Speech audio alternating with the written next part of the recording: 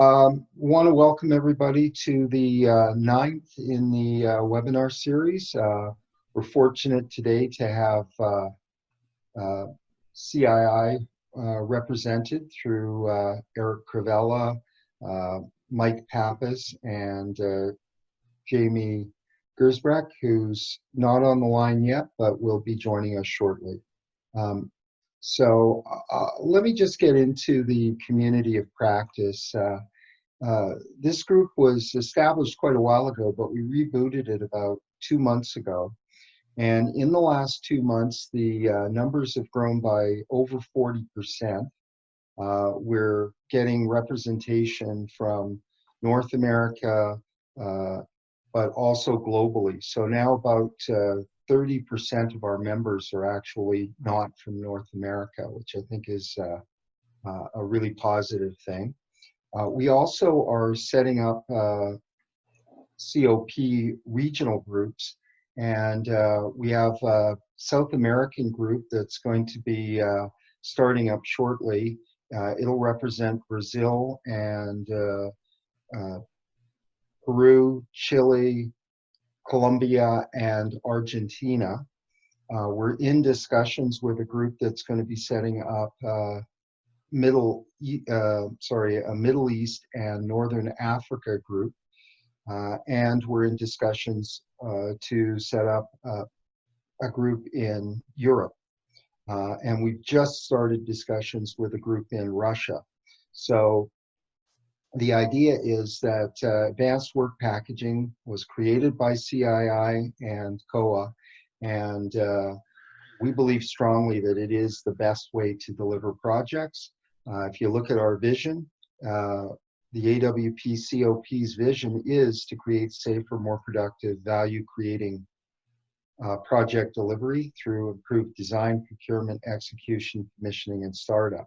So we are strong believers that CII and COA have it right, and we're very fortunate to have them here today.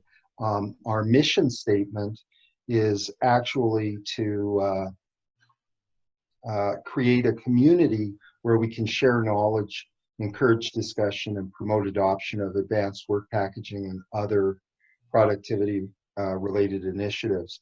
And one of the things that we're finding is as we start talking to these other regions, they have heard about advanced work packaging, they want to know more, and I think today we're really, really fortunate to have two of the CBA co-chairs and the deployment director for CII with us. We've got a couple of events that are coming up in October. We have a conference that's going to be happening in London, England on the 13th and 14th, and another conference that'll be happening in Houston, Texas on the 27th and 28th. And in case you're wondering, we are going to be doing these events physically, but we are also going to have a virtual component so that there'll be ability to actually go there and attend or to attend virtually. And we are monitoring the current COVID situation. We will be taking appropriate safety measures, but we found that the conferences is one of the best ways to connect with people that are involved in AWP implementation. And I believe that Mike Pappas will be talking about a virtual summit that's going to be coming up in August to report out some of the work that CII is doing around AWP. So let me just hand this over and let the group start presenting. So Eric, you want to take it away? Yeah, thanks, Lloyd. All right, well, we wanted to give you kind of a CII, future of construction for the AWP Community of Practice, but from the AWP Community of Business Advancement, kind of, and bring the communities together, if you will. So we have Mike, Jamie, and myself. Mike will give you a bit of an overview in terms of the CII research program. I'm going to get into a little bit of the CBA overview. Then we're all going to chime in a little bit on the state of AWP and open it up and have a bit of a discussion related to the future of construction. We'll keep it interactive towards the back end of this, but just want to use this meeting to get to a point where we bring the communities together and everybody knows what's going on and kind of an update as to where things are going futures-wise. So introductions-wise, Eric Crivella, I'm a Director of Business Development at Digital Construction Works. Digital Construction Works is a joint venture company between Bentley Systems and Topcon Positioning Group. So it's a 50-50 joint venture. And I came from the Bentley side of it after years of working at Bentley doing advanced work packaging and AWP via ConstructSim and Synchro and making that happen over the years. Was part of a company that sold to Bentley Systems in 2008. And way back in the day, my buddy Ted Blackman and I had started Reality Capture and Common Point together with Bill McSherry, who's part with Lloyd at Group ASI. So I've had a rich history of being involved with AWP since 1998, 1999, and anyway, continue to participate and do this through both Digital Construction Works and wearing my CII hat as the co-chair along with Jamie of the AWP CBA.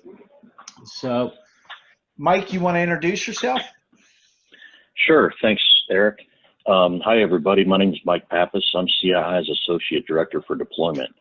And I've been involved with AWP since I've been involved with CII, which has been, I've been on staff for almost 3 years now. And I did WorkFace planning when I managed projects. And then I researched that a little bit in grad school and was glad to see how it's evolved into advanced work packaging. I'm glad to be here today. And Eric, do you want to, oh, Eric, you got the safety moment next, I think. I do. I got the safety minute. Has Jamie joined us? Jamie has joined by phone. Jamie, are you able to speak? He may be having audio issues, so I will. I'll attempt to communicate with him, and if he can join us by audio, we'll let him jump in. Okay. Excellent. Okay. Thank you. I wanted to give a quick safety topic here.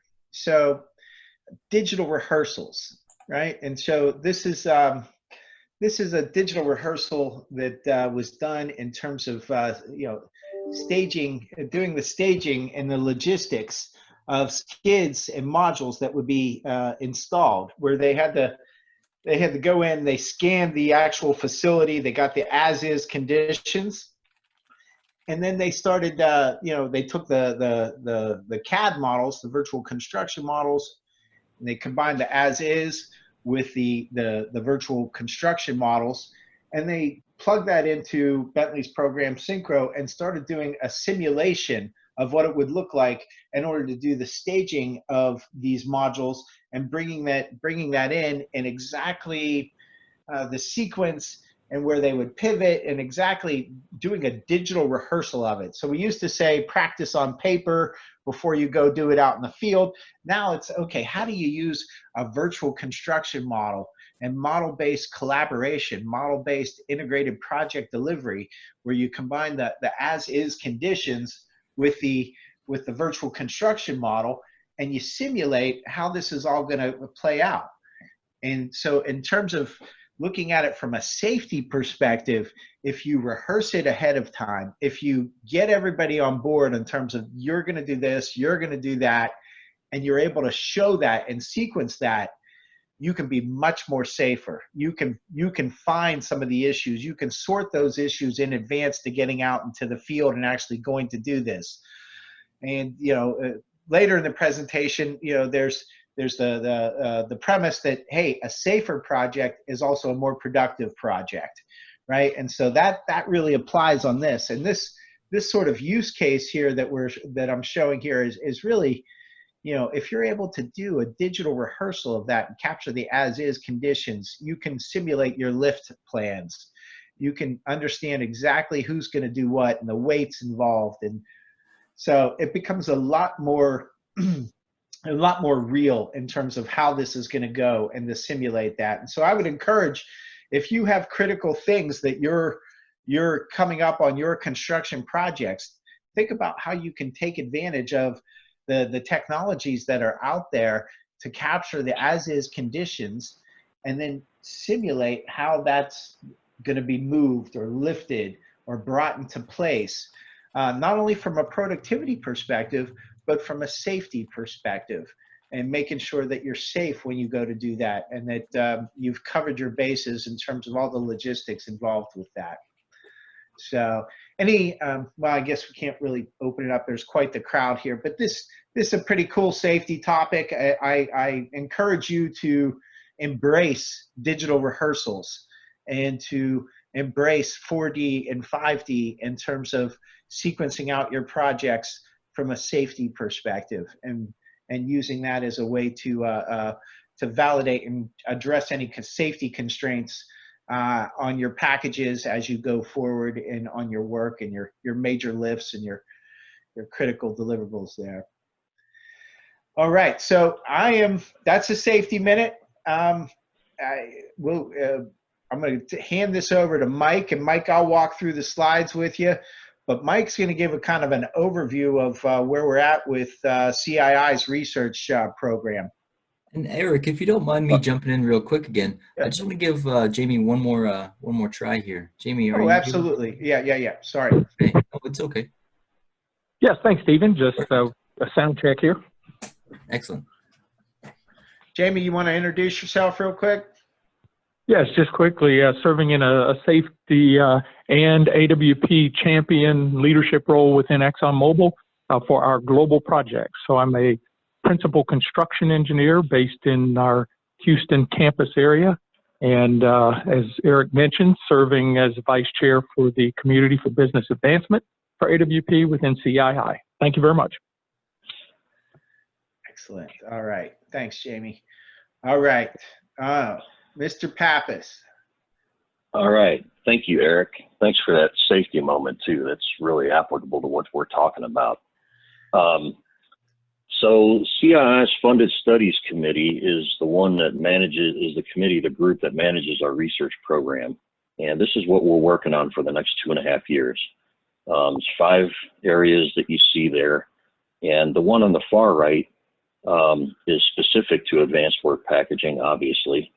But when you think about and you look at the others, the workforce of 2030, obviously that is going to impact advanced work packaging and vice versa, because of the labor and even the types of work that's going to happen. There's a lot of discussion that we might see less construction. I'm doing air quotes with my fingers here. Less construction on site and more assembly on site of pre-assembled modules or pre-assembled components, similar to what you saw in Jamie in Eric's safety moment. Also, integrated and collaborative delivery. That's part of an aspect of that is, collaborative scheduling and collaborative planning, and that is very much a large part of advanced work packaging. There's also some aspects of contracting in that that can also be part of advanced work packaging. So we've got one focus area that's specific to AWP, but at least 2 others that are pretty involved with AWP and be impacted by it. Eric, if you go to the next slide, please. You see some details of these different areas. So you see the different research teams there. I should point out that our communities for business advancement they're very much like communities of practice. The reason that we changed the name a few years ago is that at CII, the focus obviously is on delivering projects well and improving that, but we also want to take a look at the businesses who are involved with delivering the projects, the owners and the contractors and the suppliers, and look at their business health and say, okay, by delivering projects successfully, obviously that helps the health of the business, and that's what we're really here for. You know, we achieve that goal by delivering projects well. So our communities for business advancement are our subject matter expert groups, and they participate in many of these research teams. For example, the AWP Community for Business Advancement has had members on all of the AWP research that we've done from day one. Next slide, please. This shows the research portfolio on a timeline over the next 2.5 years. You see the ones in blue are reporting out this year, and the ones with red stars are going to report out in this AWP Virtual Research Summit that we're going to have in August. Normally, all of these research teams report out at our annual conference, and this year we canceled the annual conference because of COVID-19, like a lot of different organizations have had to cancel or postpone their events. But so you see here basically the next 3 years of report outs. If you go to the next slide, Eric, this shows our plan for the virtual AWP Research Summit, or our AWP Virtual Conference, if you will. Because we have 3 AWP research teams reporting out this year, we decided to partner with Group ASI to put on a virtual conference to focus on this AWP research. So you see the 3 research teams here that will report out, as well as the AWP data requirements. We called it a joint working group. It wasn't a research team. It was a group of industry members that got together. We did not put an academic with them because it was more of a white paper type of process than a research process. Anyhow, they developed the requirements for what data needs to be transferred between which parties at what times during the work process. So this has been a huge help in terms of being able to write contracts between different parties, you know, engineers and constructors and owners, who needs to provide which data and what is that data and when do they need to provide it to each other. So helping to coordinate, we could say at another level of detail, what needs to happen to make AWP work smoothly. So that's the overview of what CII is working on for the next couple of years. I'd like to turn it over to Eric now, who's going to give you more details about what the AWP CBA is working on and its view of the future of AWP and of construction. Eric? Excellent. Okay. So again, reiterating what Mike had said in terms of on the program side of it, right? To me, all of when we talk about the future of construction, ultimately, you know, CII is getting to the point where we want to create an AI engine to optimize projects through AWP, right? But that involves the people, process, and systems, and getting to an outcomes-based model. So that really does tie into the integrated and and collaborative project delivery, right? So the stuff that you see on the right-hand side there, and the SMART models, and industrial integrated project delivery, and collaborative scheduling, etc. As well as, you know, how do we take care of the people? What is the training and the certification aspects? What's the workforce look like down the road? So, you know, within the CBA, we certainly have a goal to promote and scale AWP, you know, similar objective and charter as what you have in the Group ASI Community of Practice, AWP Community of Practice. So, you know, we're more on the research side, and with CII directly here, you know, one of the 2020 goals here is really, you know, to scale and promote AWP, but with a real focus on knowing that we have to get good at the training and education. We have to address the training and certification aspects of it. We got to bring more people into the fold and bring them up to speed. We certainly need to have better alignment between engineering to construction, engineering and procurement to construction. And one of the research teams, in terms of promoting AWP, really one of the big things that they found is that, hey, we have to do a better job of bringing engineering into the fold here and getting them on board with taking advantage of AWP and really focusing their work based off the path of construction. And right now, you know, so alignment with engineering. But then, you know, if you really want to drive predictability, it's down to data management, integration, and automation. So driving that portion of it. And we also want to be able to measure the ROI, right? So it's no longer go do a project and let's put our thumb up in the air in terms of how much we think we saved. Let's figure out how we get down to the point of actually measuring it. And how do we have some level of standardization on the performance and benchmarking aspects of it. So a quick high-level overview of the CBA. You know, we're you know, the goal is really to drive and scale AWP as quickly as possible by bringing together a consortium of companies that are willing to take advantage of the research, but then further develop deliverables that really implement AWP and allow it to be scaled and promoted. And so this is, you know, a similar mission as the COP. So there's alignment there. You know, we're within the CBA, the Community of Business Advancement. We have 4 different subcommittees. So we have an education and outreach subcommittee that's working on a training framework and looking for volunteers to go through and actually validate the training materials and the framework that has been put together as kind of, here's the basic training, the fundamentals for AWP that would be as part of the community, if you will, right? So with the education and outreach subcommittee, Mandy Coker from 03 is the chair of that, and so she's leading the efforts there. And we have performance and benchmarking subcommittee that's really looking at a couple different things, but the ROI measurement, the calculator, how are we going to measure how well we're doing on projects, and then, you know, relate that back to getting involved with the AWP capabilities assessment, right? So the knowledge management subcommittee, Josh Gervin heads up the performance and benchmarking subcommittee.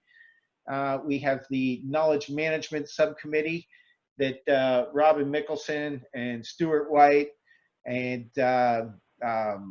couple other folks are leading that effort within the knowledge management subcommittee. We have Jay Prakash as well from Exxon. You know, really the goal with the knowledge management subcommittee is to create and help update the AWP body of knowledge, and then update the toolkit, if you will, for the CBA, and to put together a toolkit that can be used and, you know, contains the knowledge in terms of, okay, here's all the research that we have, and here's kind of the best practices, and this is what we've learned to date, and how people do quick start implementations and come up to speed. So if you're somebody new that's to AWP, how can you come into the mix of it and come up to speed? Or if you're a construction manager on a project, how can you get connected with a concierge service that puts you in touch with the right SMEs in order to give you information and templates and guides in order to march forward with implementing AWP on your projects. So Robin Mickelson is involved with the knowledge management subcommittee, and as the chair of that, working that. We have the AWP Business Accelerator subcommittee. This is an interesting one that is in charge of deliverables related to the AWP data requirements and the digital threads effort. So as it relates to distributing it and getting it out to the community, we've basically tasked the AWP Business Accelerator Subcommittee to coordinate on, okay, how do we take advantage of the guide that's being written by the CII Technology Joint Working Group that's developing the AWP data requirements, and a separate research team that's doing the AWP digital threads. What do we do going forward? How do we take advantage of those data requirements and get those out there in such a way that we can accelerate the adoption of AWP, the effective adoption? And then also the AWP Capabilities Matrix, which is a spreadsheet type of tool that's been developed that I can show you a little bit of. But really, the AWP Business Accelerator is going to facilitate and has been facilitating workshops related to this capabilities matrix and an assessment type of tool to gauge where you're at in your implementation of AWP and come up with a multi-generational plan in order to implement the value scenarios and the functionality that would essentially get you to a point of advancing your level of maturity within AWP. So it takes kind of the maturity matrix that was created for the research team 319 and puts it on steroids. This is a really, really good tool, and that also can be tied back to value scenarios and ROI and tied back to performance benchmarking. So it's a multi-dimensional tool, if you will.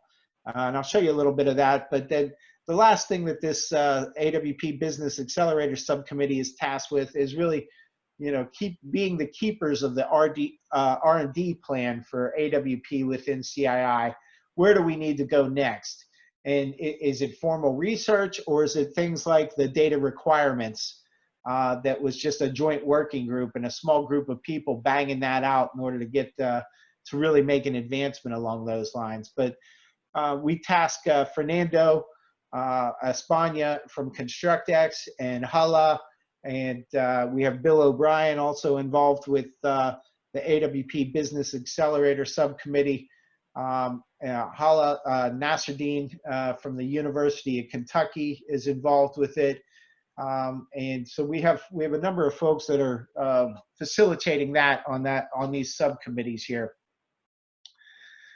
So the CBA meets every first Wednesday of every month, typically 8 to 9. So most of the time we run a little bit over. Yesterday, our meeting definitely went to the extra half hour. So we had an interesting meeting yesterday that was related to a safety theme, and we invited the safety community of business advancement to the meeting. But we talked about AWP benefits and safety, and we talked that we had an innovative presentation from a company, DTech Technologies, that showed some really interesting stuff in terms of safety and artificial intelligence, AI for safety, and doing that in an infrastructure environment, doing that for industrial projects, as well as looking at it from a COVID perspective. So some really interesting stuff that they showed. We have a leadership team that meets every other Friday for an hour and does ad hoc meetings as necessary.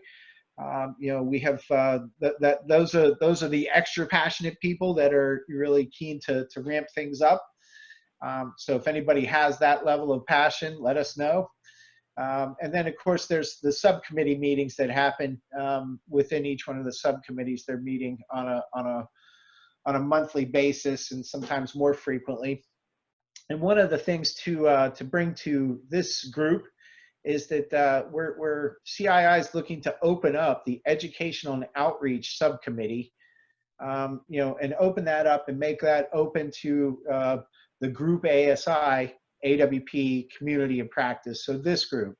So we're trying to figure out how do we open up and what's the level of communication that we can open up to non-members. And what we've come up with is that we're going to try to open up the education and outreach to this community of practice. But we still think that there's huge benefits to actually joining CII and becoming a member of CII and participating directly in the CBA. but we are looking to open up the education and outreach subcommittee and kind of bridge the communities together through that. So I was talking to you about the AWP data requirements, and this is just a couple screenshots on the data requirements. This is a really, really big deal because the data requirements and ultimately the data is going to drive the integration, and that's going to drive the contracts and bring it all together into smart models, which enables us to do the change management and have a level of visibility throughout the life cycle. So I can't say enough that the data is really critical, and getting the data requirements is so critical for the level of visibility, the integration, and really to get to the next generation of this, right? So this joint working group's been at it for a while in terms of creating these data requirements. And here's some examples along those lines. And they're out there and they're putting together a guide along these lines, and there'll be a bit of a report out at the AWP Research Summit coming up in August. But this is a great group of people, and this is a transformative related initiative in order to really put this out there in terms of, okay, here's the data requirements, and this is kind of unfinished business. This is from 10 years ago with Martin Swain in terms of AIM at FIATech, Advanced Work Packaging Information Mapping, right? So we started an initiative way back in FIATech several years ago in order to ramp things up, but now it's come to fruition, and they're producing a guide along these lines. So this should be really transformative in terms of if we can get the owners can take this and put this into their contracts and drive that into the supply chain. I think you can look about the next generation of productivity improvement and the level of consistency and achieving the benefits that are possible with AWP when you start taking advantage of these data requirements and the digital threads. So one of the other really interesting things that's going on within the CBA is the AWP Capabilities Assessment Matrix. So this is a tool that is largely set up right now for construction, but it's looking at it in terms of, okay, here's all the value scenarios. I want to execute constraint-free work packages out in the field. Okay, so what capabilities do I need to get to? What touch points are associated with that, right? So how do I take my high-level value scenarios, what I want to achieve, and then relate it back to specific capabilities and touch points, and then understand where I'm at in terms of here's the current state and here's the target state, and derive a level of priorities coming out of that in terms of where I need to focus the efforts of my crawl, walk, run to implement AWP, and what is the level of integrations that need to occur in order to make that happen. So it's really connecting the dots here, and defining the values and aligning those values between the two of them.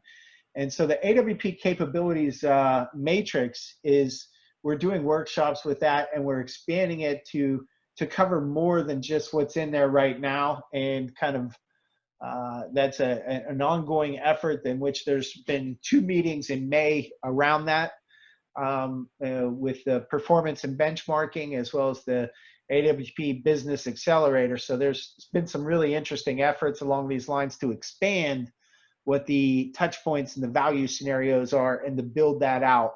And this becomes a really interesting tool to which projects can manage and self-assess themselves, and you can manage that at a programmatic level in terms of where you're at on not only your project, but your overall AWP program and portfolio of projects.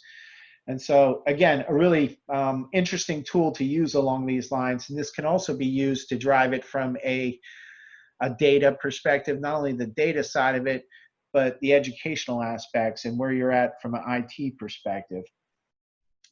On the overarching AWP research program within CII, there's the pinwheel.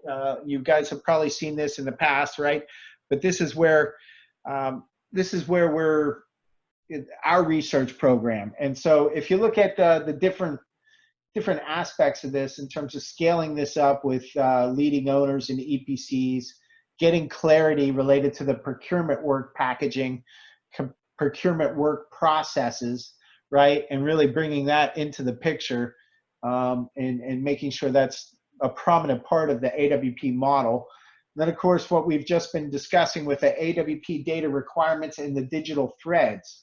How do we get those into the contract language and the contract specs and into the supply chain and the vendor work packages? So really interesting enabler there in terms of having the data and the digital threads and a bit of the middleware platform that connect the dots there. So interesting work that's being done there, and I've showed you some of the data requirements that are going to be published out. Next generation work packages that can be used out in the field, accessed electronically instead of printing out these packages. How do you have these as next generation and really interactive? And can we put these on not only an iPad, and how do we put this into a field mobility situation, but then head mounted displays? How do we get this to the point where we can have this next generation where these exploding work packages where you can easily overcome language barriers, where you see a picture where it says install this spool and it shows you the spool being installed in terms of like a digital rehearsals. And then taking AWP and combining that with integrated project delivery, smart contracts, and the OS2 type of concepts, right? So how do we get to the point where we really look at how we get to integrated project delivery and using a smart model and keeping it evergreen and allowing that to be used as a contractual tool. So that's, again, an area of continued focus, and certainly one that's coming up within CII in terms of the underlying premise of the OS2, in terms of taking care of some of the smart contract and tying a contract into tasks and work steps is going to require AWP. So that's the underlying foundation to the industry 4.0, as well as the operating system 2.0 that we talk about is work packages and constraints, activities and tasks. So it's AWP is the foundation for that, right? So being able to have automation for the work packages, not just for pipe, steel, and equipment, but for all disciplines. And particularly, how do we ramp it up and step things up from an E&I perspective, right? So, there's other disciplines that have largely been non-graphical, that haven't always been as automated as certain other disciplines. How do we really make sure across the board we have a degree of automation? And then if you're doing this the right way, how do you align your contracts and your data and your models to get to a digital twin and do that during construction? And how do you take that from multiple sources of truth? Everybody says there's a single source of truth. You might think that there's just one single hunkin database that keeps track of the whole matrix, but the reality is that there's multiple sources of truth that are all being tied together and linked together via these digital threads. And from a data requirements perspective. So it's, anyway, the digital twin concept comes into this in a big way, because as you're building your asset, if you get the data the right way from the get-go, you can create a digital twin during construction. If you collect the data the right way and you bring in not only the virtual construction model, but you get that feedback mechanism going with what you have out in the field and capturing the as-is conditions through continuous survey, you can bring that into it, and then creating a digital twin during construction. Very big deal. And then lastly, linking it in with the engineering constraints and vendor work packages. And really, how do we take advantage of AI to drive the whole process and automate the path of construction and automate kind of the concept of generative components, generative construction, if you will. So I know I'm here. I know this is what's left to be completed. This is the priorities. based off of what we know we have to, one thing has to happen before the other. So when we sequence out that, how can we automate that whole process and really have we know we're here on the project, what's it going to take to get to and what's the most efficient route to get to the end, right? So in the same way that we use our GPS on our phones, and we use our Google Maps and our Apple Maps in order to find the best destination. How do we get to the point of having AI that tells us exactly what's the best path forward and reiterates again and updates the path of construction and keeps that up to date, right? So that's what the AI engine is really meant to get to. So success in AWP, if you talk to Dow, if you talk to Shell, Exxon, etc., everybody will tell you it's a journey. It's similar to safety, right? It's not just a destination, it's a journey. But in terms of AWP, I was struck at the AWP conference last year with John Coombs and Kenny Kelly and our friends at Dow, Nick Munoz, with these guys, really coming straight out and saying, look, establish an integration tool, pick a core team, and build upon that, right? It's a journey. You got to start somewhere, get up and going, pick your integration tool, get a core team together, and start moving forward. And it's really all about the data. If you want to get the predictable outcomes, you got to measure the data. I run around and talk about, 10% technology, 90% sociology. But at the end of the day, unless you have that data the right way, getting the predictable outcomes is really challenging, right? And if you get the data the right way, largely the other 90% falls in, right? So one of the key things is that, look, 2 for 10, or 1 to 2 to get to 10%, or even 0.5% of the TIC to get to a 8 to 10% reduction. So we've seen companies that have shown that they can get these sorts of returns on investment. And it takes an upfront investment in order to get the return, but it's less of a leap of faith these days, right? Because we can measure, right? So it used to take a huge leap of faith that, hey, if you invest 1%, 2%, we think you can get at least 8 to 10% or 8 to 9% return on investment. Well, now we can measure that. So it's not just, you can get down to the point where you have the analytics and you can start having some good benchmarking to show whether or not, is that true? And we can measure things and get to an outcomes-based model. So always encouraging folks to invest in digital project delivery, especially now during COVID times.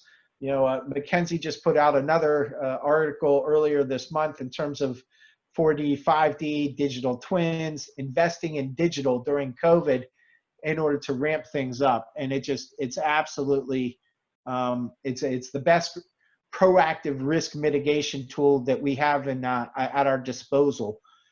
To be effective at AWP, it truly does take a top-down commitment.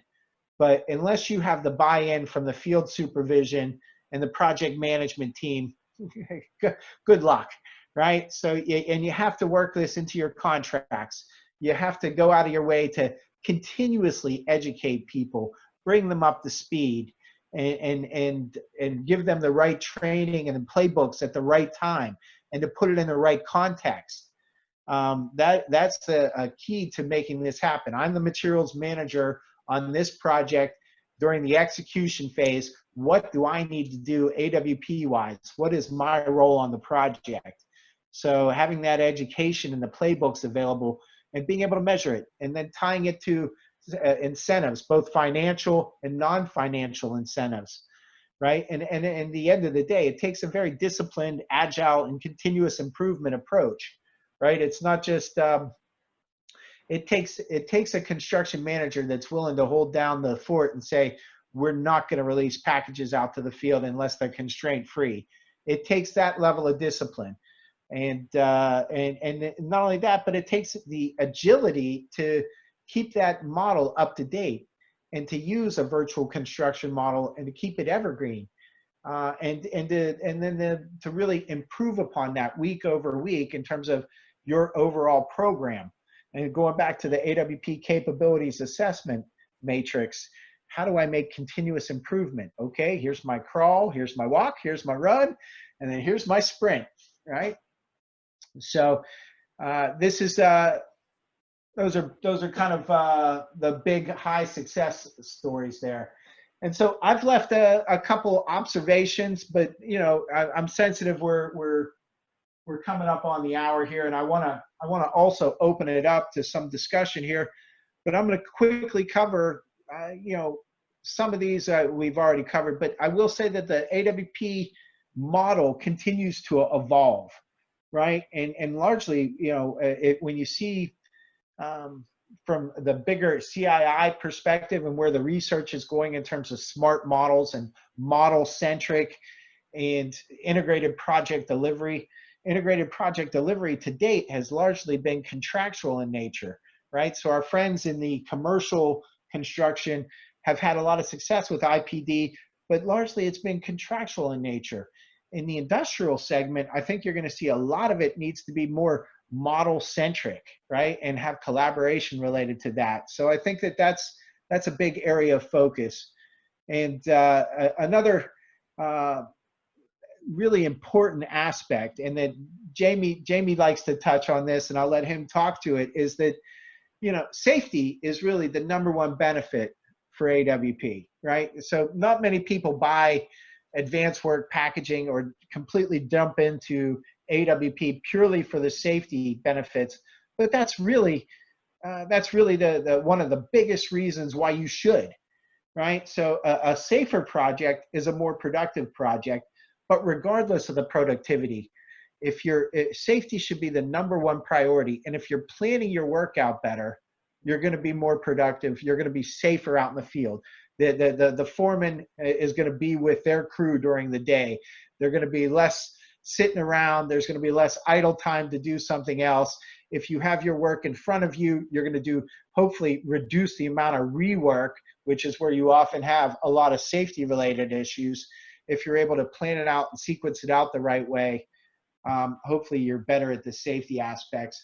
So with that, you know, I'll open it up to questions and talk with Jamie. You want to jump in here with any of your points on the AWP side of it? Yes, thank you, Eric. When we're talking about the potential to prevent serious accidents, life-altering injuries, and the types of safety challenges that we often face on projects, it really does elevate safety to from my perspective, the #1 reason to apply advanced work packaging. And as Eric indicated, these 6 performance dimensions that the research team identified as being able to be approved through applying AWP, they all interrelate very well. You know, you get improved productivity, that's relating to cost and schedule and so forth. And we know that safety relates to productivity and to those other parameters as well. So I think as an industry, we probably have not been as vocal. We probably have not, you know, as regularly made sure that we're keeping that parameter out in front of our companies to make sure that we realize how much this can mean to the individuals that work in our field, the supervisors and the project teams that need to go home safely at the end of each day. That's all. Thank you. Excellent. Well, you know, I'll add, you know, a couple things here is that, you know, we know that the future is AWP. We have seen a tremendous amount of new players come into the market on construction or AWP solution providers. Right, there's a whole plethora of folks that are now building solutions along these lines and have solutions along these lines. And we have service providers and consultants. So we're really seeing the second generation, if you will, of AWP tool sets and solutions and consultancy, if you will, that have really emerged. And you know, quite frankly, I think we're seeing a bit of a pivot towards how do we take AWP and not only for the industrial projects, but how do we apply this on the civil infrastructure? How do we get this onto highway, roads, rails, bridges, linear construction projects, right? And so I think there's a real drive to open up AWP and apply it more broadly in the concepts of work packaging and constraint analysis and integrated materials management. And again, it's at this point, it's the three big areas that I see in terms of AWP near-term future: training and certification, data requirements / digital threads, and smart contracts, right? So those are the three big areas. And, you know, when you look at this pretty holistically and from a technology perspective, it really, you know, how do you get to the plan versus the actual versus the as is? And it's that 4D, 5D path of construction with the work packaging, integrated materials management, the field mobility, tying that into the continuous survey, flying the drones, doing the robotic total stations, the laser scanning, verifying, creating that feedback loop, capturing the as-is conditions, doing the inspections, and keeping that virtual construction model evergreen to the point where you can create a digital twin during construction. That's kind of where where things are at right now, at least in terms of driving towards that for owners, from what I've seen. And the biggest thing is it takes a community, and hopefully we have alignment between the COP and the CBA, and we ramp things up. Now on the future of construction, boy, there's a lot of exciting things that are going on. You know, the reality capture, the artificial intelligence. Yesterday we had a wonderful presentation on AI for safety and for inspections and NDE. You know, the machine control, the tip of the spear in terms of on the earth moving equipment. The folks that I've been involved with our friends at TopCon, they have it so you could do asphalt, and they automate that process more than I've seen any other construction workflows ever automated. They know exactly how much has gone on. They organize the trucks so they fill up the asphalt machines. They know the exact thickness and what's been put down, and it's amazing. The machine, the earth moving equipment practically drives itself. So, and the telematics on the equipment that's out there and the sensors, just amazing stuff, to the point where the autonomous vehicles are real. I mean, you've seen probably examples of mining projects that are using autonomous vehicles. And then, you know, the stuff that we've seen from our friends at Data Gumbo and other folks that are doing smart contracts and taking advantage of blockchain in terms of a complete, you know, taking in the tasks and automating the process of verifying that the work has been done and paying people out using blockchain, but eliminating 20–30% of the overhead and the administrative costs on a project by doing smart contracts. Just absolutely amazing. And that, again, AWP will be the foundation of that, because you need the tasks. Exoskeletons, and Ted Blackman, my buddy, gave a really wonderful presentation at the ECC last year with exoskeletons. And I got to try one of those on, and, you know, just really, really cool stuff. Robotics. And, you know, somebody is going to develop the Amazon of construction, right? And so, you know, that's in the works right now. And there's so many startup companies that are putting a lot of great technology and energy into it. We need to harness that and bring those folks into the community and get them to do their part in order to help us ramp things up. So sorry, Eric, it's Lloyd here. We've got a number of questions that have been forwarded to the group, and we're getting close to the top of the hour. I'm wondering if maybe we can jump in and start responding to those. Yep. So here's the questions. All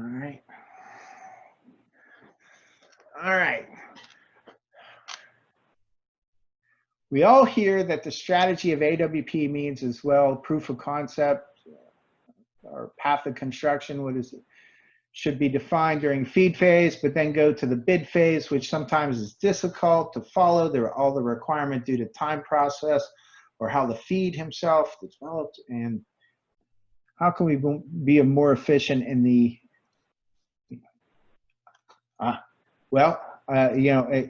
listen, if you're following the process in terms of defining the path of construction and doing that in feed, and then you keep it you iterate. It's a living, breathing document, right? In terms of the path of construction. So it transferring over to the bid phase, largely I see that as hey, here's the path of construction, but we're going to go through constructabilities. We're going to look at it from various filters and lenses, from a logistics perspective, the quantities perspective, and it's kept evergreen. So now, as it moves into the bid phase, I would suggest that the more that you can scope and sequence out your project based off the path of construction, the more competitive bids that you can get as an owner in terms of that scope of work. So I think that there's some continuity of the path of construction going from the feed phase into the bid phase and into the execution, but it's a matter of keeping it up to date and evergreen. Ed, we have measurable reduction, investment AWP versus cost. Where are we, and are there any current metrics on ROI? So this is a current topic within the performance and benchmarking subcommittee within the Community of Business Advancement. And so we have, we flippantly say, okay, hey, 2% for 10, 2 for 10. But, the reality is it's a lot more, far more detailed than that in terms of where the level of effort is coming from and the level of investment associated with that and the ROI. And so there is an effort on the part of the benchmarking, performance and benchmarking subcommittee to detail that out in terms of what the cost is. The current thinking is that 0.5% to 2% to get to a 8 to 10% reduction in total installed cost.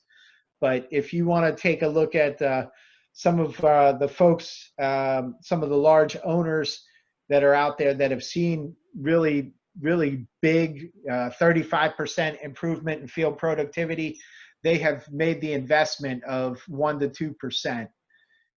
I've seen a lot of projects that will invest up to 0.5% of the TIC. So anyway, if this is Ed, if that's an interest, we should get you involved with the performance and benchmarking subcommittee, and we'll get you an update in terms of where we're at with the ROI. Any other comments from Mike or other folks on the ROI? Jamie? Yes, Eric, we might point individuals to the ASI group library from the annual AWP conferences, and in particular the October 2019, with the panel presentation that was toward the beginning of the agenda with the topic of what's in it for me. And that was about ROI related feedback from a number of EPCs and owners. Thanks. Yeah. And our friends on the engineering side, during the AWP conference last year basically said, hey, we want 1% 1% addition from the TIC in order to ramp up engineering, in order to support AWP. And, it's a bit of, okay, do you really need 1% additional engineering in order to define the boundaries and align the procurement and the engineering effort based off the path of construction? Or is that more about, getting the work breakdown structure, the naming conventions, and defining the path of construction and the AWP deliverables early on, right? So, there's a bit of, we need to bring engineering into the table and measure what it takes. What level of investment does it truly take from engineering in order to optimize it, not just for engineering, but to optimize it for the path of construction, for the overall project. So hopefully that provides a little bit on that. AWP best practices in the matrix can be available. Will the implementation of best practice of the PMBOK be taking an agile process? So the AWP capabilities matrix is something that's for the CBA for the time being, for the members within the CBA and the AWP Business Accelerator at this point. So we haven't released that out to as a public document at this point, or to the larger community. We can look at doing so down the road, but as of now, that's a CII type of tool set that we're maintaining and trying to offer to the membership. So that's one of the carrots that we'll dangle out there for you to join the CBA. But that'll evolve over time, and we'll see where we get to there. In terms of AWP, will be implemented as a best practice on the PMBOK, taking an agile process. So we're looking to create a body of knowledge, an AWP body of knowledge for 2020 version, if you will. Do a refresh on the original research on 272 and 319 and 330 field supervision, take into account 252 on the craft productivity, the 324 in terms of future needs of construction models. So we're taking all the CII best practices research that's been reported out, and we're kind of doing an update on the AWP body of knowledge, and that will be one of the deliverables for this year along those lines. And then we'll sort out what it takes in order to take that forward in an agile process, if you will, or to put that forward for training and certification. And we'll sort out how that goes down the road. But for now, we're putting together an AWP BOK, if you will, that will be similar to a PM type of BOK in that approach. So is there an electrical subcontractor AWP working group for standard construction, not necessarily ECP? No, there's not a specific electrical subcontractor AWP working group, but there is a group of people that really do specialize in the E&I work packaging that we can connect you up with, Ty. We've made some advancements recently in relation to E&I work packaging. My company has and other companies have. That's been a real focus area over the past year and a half, but things are starting to heat up. That's the tip of the spear right now. So, we welcome the Sparkies to the group and to get them involved. And we can patch you up with some good people along those lines that can offer some direction on the E&I subject matter expertise in terms of work packaging there. And any other questions? Okay. We're going there. I haven't seen Rosendin working in the AWP. I have not seen them participating in the CII, CBA. I don't pay attention to everybody that comes into the group, but they haven't been an active member. So if that's somebody that we need to ramp up and get active, if they're part of, if they're a member of CII, that would be awesome. If they're not, they should join. And if not, we'll find a way to include them as part of the COP. But I would encourage folks that are passionate about this to participate in the CBA, and you get out of it what you put into it, right? So in both communities, right? All right, so any other questions, comments?